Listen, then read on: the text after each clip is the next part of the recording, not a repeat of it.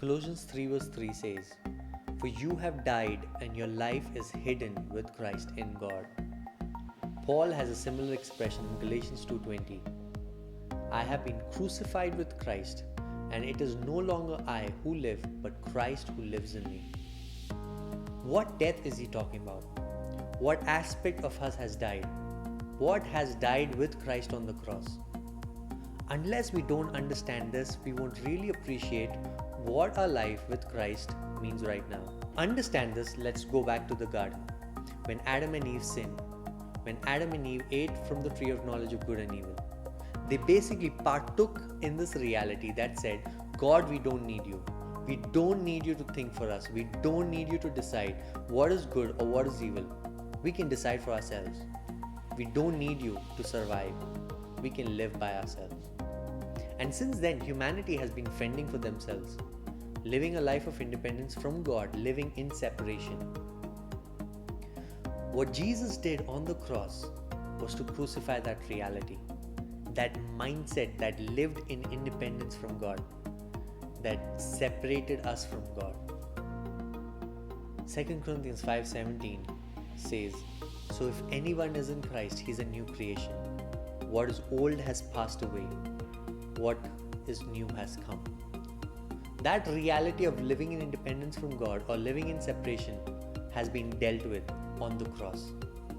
That's why when Paul says in Colossians 3:3, "For you have died," this is what he meant, that independent life that we lived has been dealt with. This new life that we have received from God is in union with Christ. We have a new identity. So what does this mean? How does it translate to us for such a time as this? Whenever we are facing anything that threatens us, or whenever we are struggling with anything, we need to acknowledge that our independent life from God has died. So now we don't have to deal with this struggle all by ourselves. We don't have to sort this all by ourselves, because we are with Christ in God. We are not alone.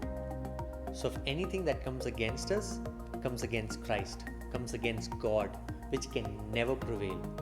That's why the next verse, which is Colossians chapter 3 verse 4, says like this: "When Christ appears, then you too will be revealed in glory with him."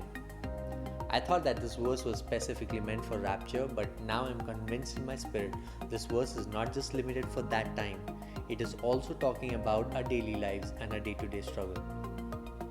That when we acknowledge that our independent life is dead, and the life now we live is with Christ in God, Christ is revealed. He is revealed in those pressing times. He is revealed in such opposing times. And when He is revealed, we also appear with Him in glory. So if you're struggling today, or you are living in fear, remember that your life of being separated from God has been dealt with. And now your life is hidden with Christ in God. When you do that, you will see that Christ being revealed through your life. And He is glorious, and He is always victorious. And the good news is, with Him, so are you.